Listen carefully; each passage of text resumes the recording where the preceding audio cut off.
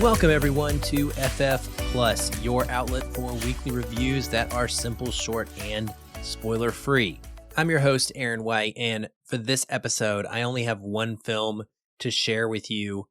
But before we get to that movie, I just wanted to quickly remind you that we are now a member of the Now Playing Network with many other great shows across all different types of entertainment coverage. So please check them out. You can find us all at nowplayingnetwork.net. Also, if you've been listening to the show for a while and you haven't had the opportunity yet, we'd love for you to drop us a 5-star review and maybe even some kind words on Apple Podcasts platform or Spotify or wherever you listen to the show. And of course, follow us on social media. The links to all of our accounts and mine personally are in the show notes for every episode. So do that and then come chat and engage with us if you wish. Well, I like to get right into it and not waste your time. So today's movie is Knock at the Cabin from Universal Pictures. It stars Dave Bautista, Jonathan Groff, Ben Aldridge, Nikki Emeka Bird, Kristen Cooey, Abby Quinn, and Rupert Grint. It is directed by M. Night Shyamalan, and it is written by Shyamalan and Steve Desmond and Michael Sherman, and based on the book The Cabin at the End of the World by Paul Tremblay. It runs 100 minutes, and it is rated R for violence and language. What's it about? While vacationing at a remote cabin, a young girl and her parents are taken hostage by 4 armed strangers who demand that the family make an unthinkable choice to avert the apocalypse. With limited access to the outside world, the family must decide what they believe before all is lost. Knock at the Cabin takes the home invasion thriller and makes it nicer, at least for a while. When Leonard, played by Dave Bautista, first arrives on the scene, he finds young Wynn out in the woods collecting grasshoppers, and he quickly begins to befriend her. He immediately presents himself as a soft-spoken, gentle, kind, and respectful man, despite his hulking appearance and his body covered in strange tattoos. This scene, I thought, was a great precursor to the rest of the film and the type of tension that Shyamalan is going to play with. We, as the audience, of course, right away start to worry about this strange man in the woods just walking up and wanting to talk to a very young child. But is that fear justified by his actions, or is it only because of what we presume of him? That is an ongoing theme that will play out throughout the film. Anyway, pretty quickly, this gets taut, and Wynn and her 2 fathers, Daddy Andrew and Daddy Eric, are confronted by Leonard and 3 of his pals, all wielding very disturbing homemade weapons, which they deem to be, quote, tools. The story premise, as mentioned before, all hinges on this idea that the 4 invaders are there to present a life or death choice to the family. And the majority of the movie is spent watching them wrestle with the fantastical and even fanatical sounding things that the invaders are saying and that their actions are actually doing.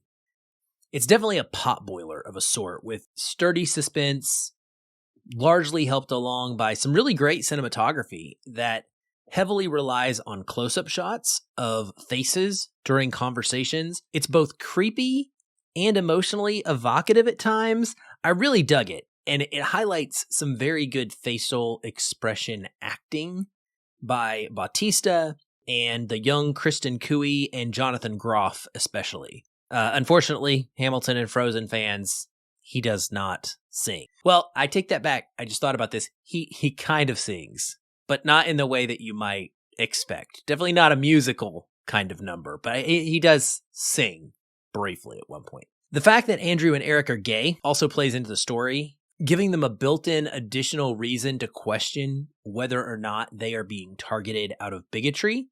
Their relationship is revealed a bit through flashbacks, but it didn't do too much for me, and I wish that we had gotten to know them a little better. It does hit some defining moments from their relationship, including the adoption of their daughter, and it did enough to make me certainly care for their well-being and want them to get out of this alive. The invaders get some limited character development too, but far less than I would have liked. It is a fun twist to see them tying people up and raving about the end of the world after breaking in, but then also trying to take care of the family's wounds and sweep up the glass from the floor because they made a mess and make breakfast for them the next morning.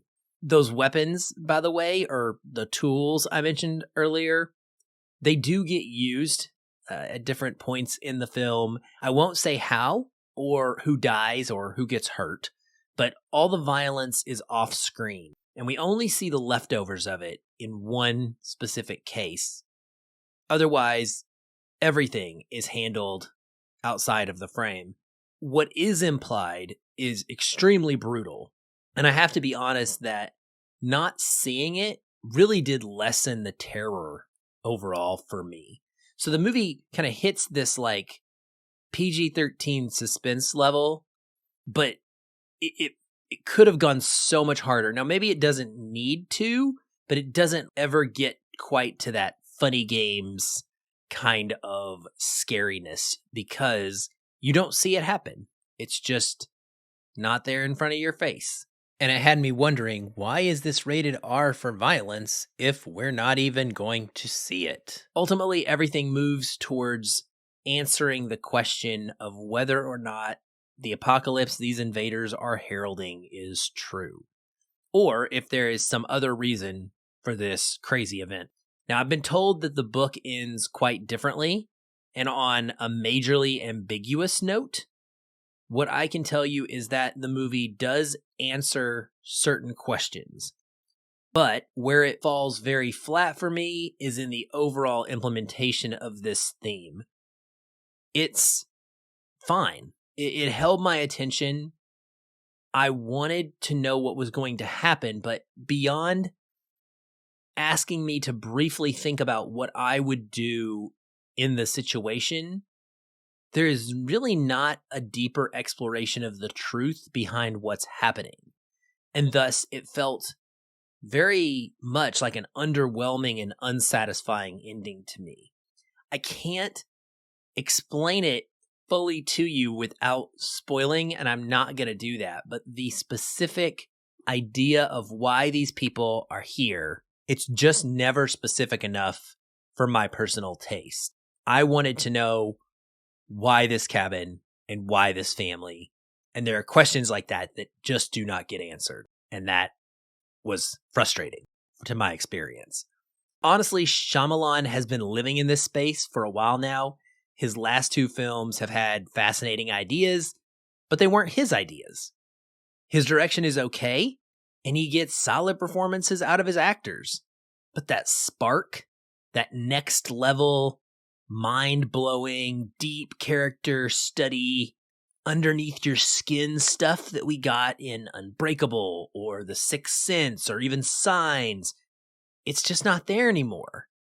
These are interesting ideas with a glossy coating of paint. It's very mid, if you ask me. So is Knock at the Cabin bad? Is it good? It's, again, definitely just fine.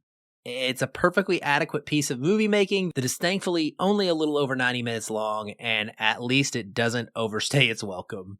Don't expect a masterpiece, and you'll probably have a decent time. Knock at the Cabin will be available in theaters on February the 3rd. Am I feeling it? I think this is very skippable. I don't have any reason to tell you that this is a movie that if you're gonna only go see one movie a month or a handful of films in the theater every year, that you should spend your money on this. Absolutely not. I don't feel like I'm doing you a service by suggesting that. However, I think that you could do worse. So if you're looking for a night out and you have the money and you're just, already committed to going to a movie of some kind, this is a decent one to see. Again, you could do worse. You could watch Shotgun Wedding at home and be completely, utterly bored to death like I was and just eye rolling at all of the terrible jokes. So it's not the worst movie to come out, but yeah, very mid. That's where I'm at. Well, that's it for this episode of FF Plus. Hope you've been enjoying all of the Sundance coverage as well. And I hope that this specific review helped you determine whether or not this movie is for you. If you do see it, Seek me out on social media, find me on Letterboxd, let me know what you thought. I'm always curious about that. I'll be back soon. Until then, keep watching and keep feeling film.